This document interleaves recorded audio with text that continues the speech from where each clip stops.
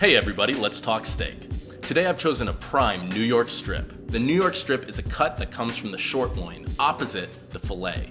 You look at a porterhouse, which is so iconic, you see it in cartoons, you see it everywhere, you can see it there opposite the fillet. The New York strip excels in its texture. It's got just the right amount of chew to it, but it's really nice and juicy. This is a corn and grain-fed steak, meaning that it's got high fat marbling and sweetness. Here in the US, well-marbled beef is readily available. Perhaps because we subsidize corn so heavily, I'm not too sure, but you can leave a comment below. I would dare say that beef is the ingredient our nation does best. A bold claim, I know. Even our choice grade beef, not even prime, is much more marbled than what you see elsewhere in the world. If you look in this, the cross-section of the meat, you can see that the eye of the meat is also, it's pretty well marbled. I want the rib, my rib cut, to have this fat marbling. Okay, except for maybe real Japanese Wagyu. But then real Japanese Wagyu is much too rich in flavor and cost to eat as a large format steak like we're doing today. One time at a steakhouse I worked at, a bunch of NBA players came in, they ordered massive Wagyu steaks and couldn't even finish them. 4 ounces or a little over 100 grams is the right size portion for Wagyu, because again, it's so rich. It's like eating butter. But why is fat marbling a good thing?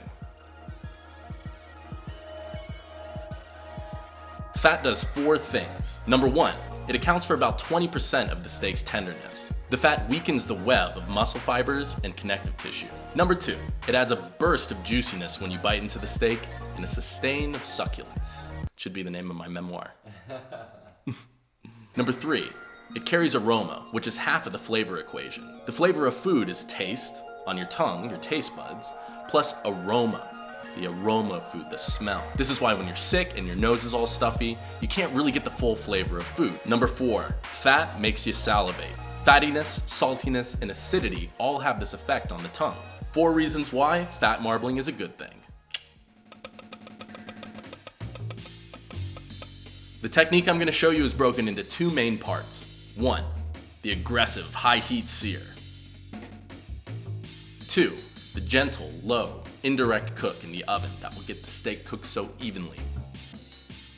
The technique for cooking steak I'm going to show you today will apply to virtually any cut. Before we do that, I want to address some common points about steaks, some misunderstandings, and some important info. So let's jump into that.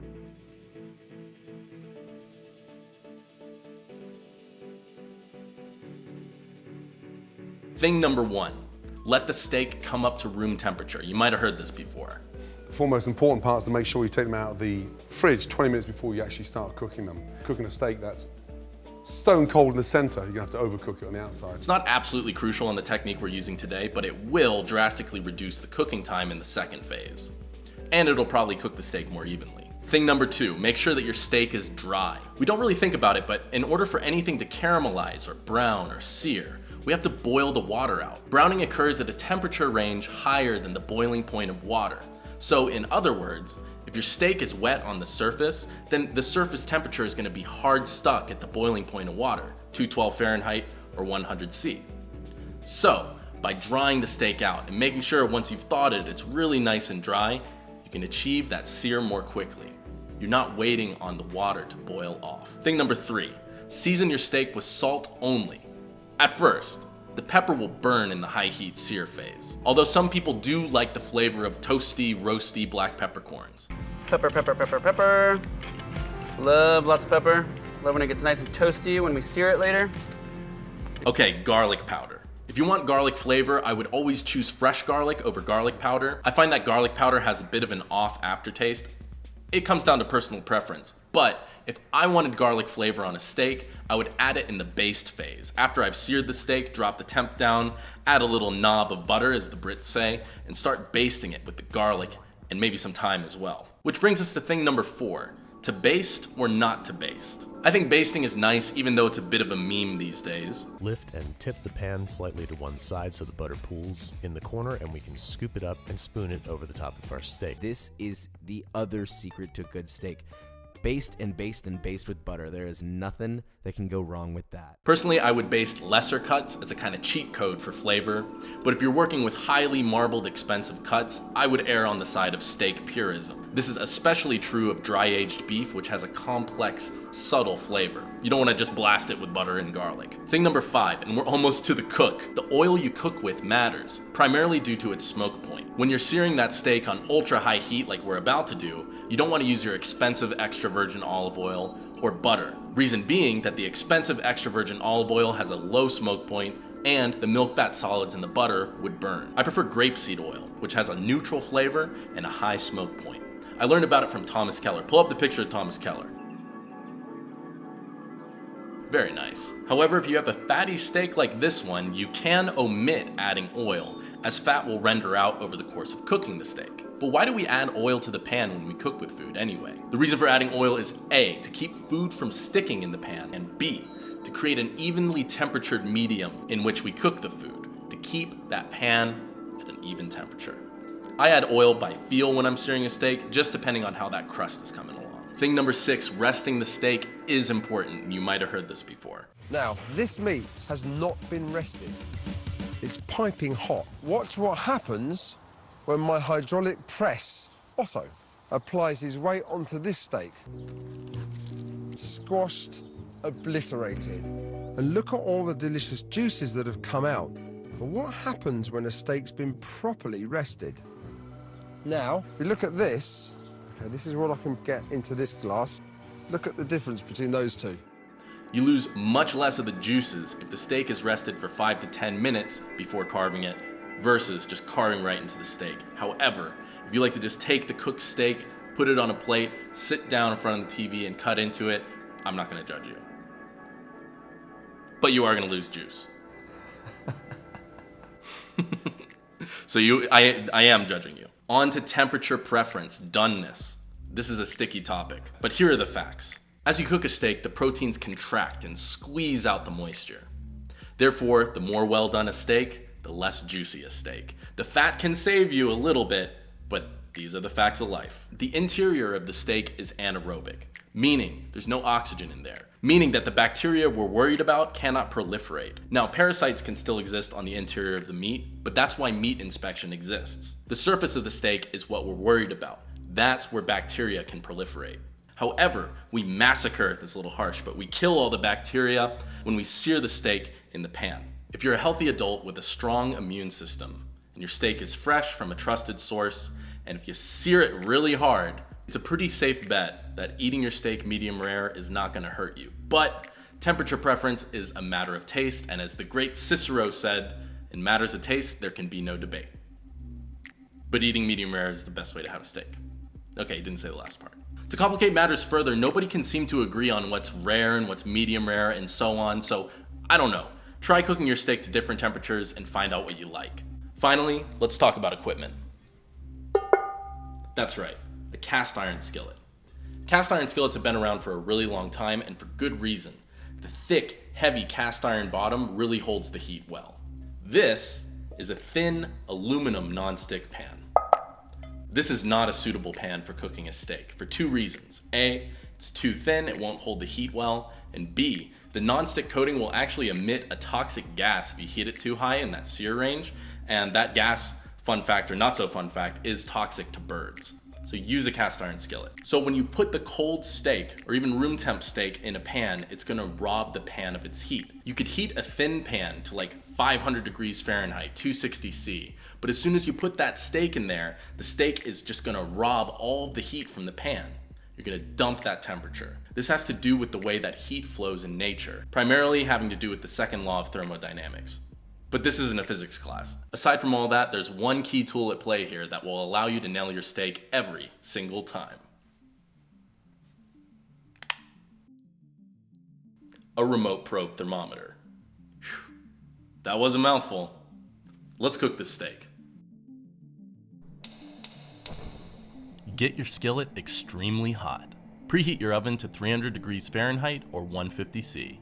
Season the dry steak with salt only. Pepper will burn. We're about to sear the steak, flipping often. That way, as the sear develops, the internal temperature will come up evenly.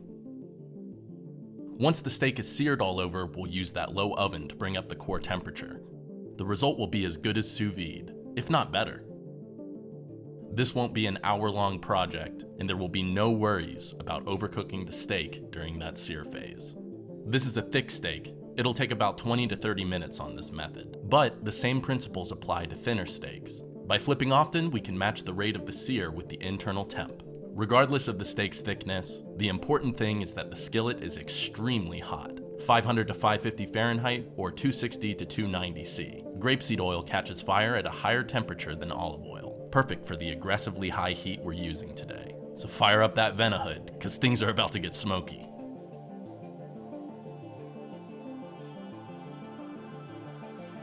Deploy the steak.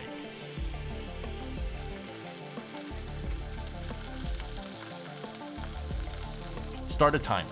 Get ready to flip every 30 seconds. The crust will look weak at first, but fret not. Just keep flipping.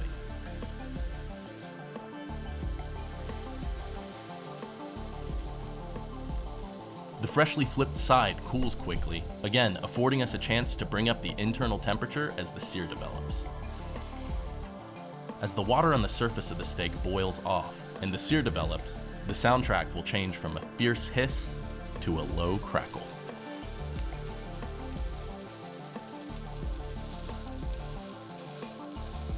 Bask in the moment, the sights, the smells, the sounds.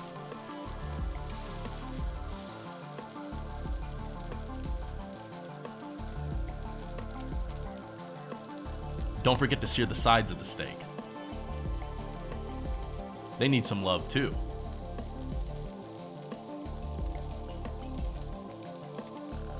Once you've seared that steak all over, remove it from the heat and place it on a cake rack, or a sheet tray, or a room temp pan, and hit it with the freshly ground black peppercorns.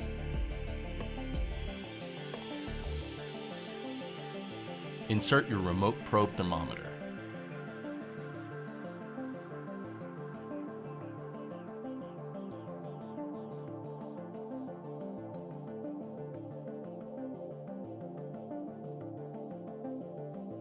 This steak ain't cooked yet, so it's going in that low oven for phase 2. I'm gonna leave it in there till the thermometer reads around 127 to 130 Fahrenheit or 53 to 54 C. A beautiful medium rare plus. Once the steak has reached your desired doneness, rest it on the cutting board or a plate for 5 to 10 minutes. Then, dive in.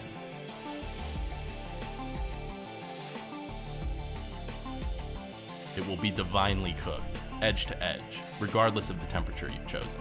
You won't be able to achieve that edge to edge doneness on the conventional, leave it for 3 minutes each side, don't touch it method. On the conventional method, the cross section is going to be a gradient of well done, medium well, medium, and so on. Again, that frequent flipping is how I achieve this. Plate up with your favorite sides. Make it nice.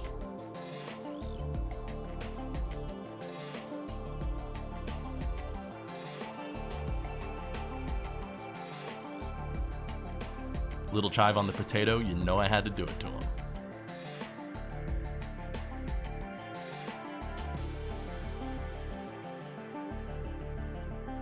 All that's left to do is to enjoy your steak.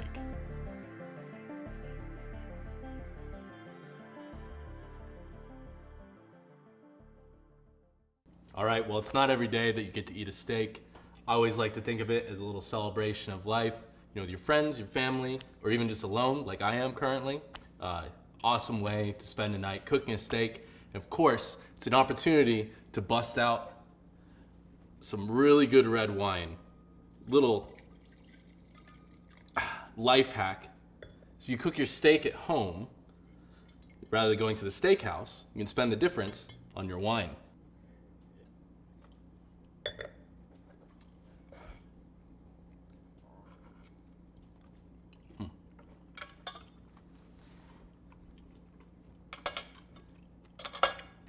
It's a really nice meal. Hey, it's Chris here. Thanks so much for watching the video. I hope that you enjoyed it. Definitely comment below, subscribe to the channel, like the video, all that good stuff. And you can follow me on Instagram at Chris Blackwood TV, on Twitter at _Chris Blackwood. I know I wish I could have just gotten Chris Blackwood, but hey, that's how it goes sometimes. And you can catch me live on Twitch at twitch.tv/Chris Blackwood. I think that about covers everything. I'll see you next time.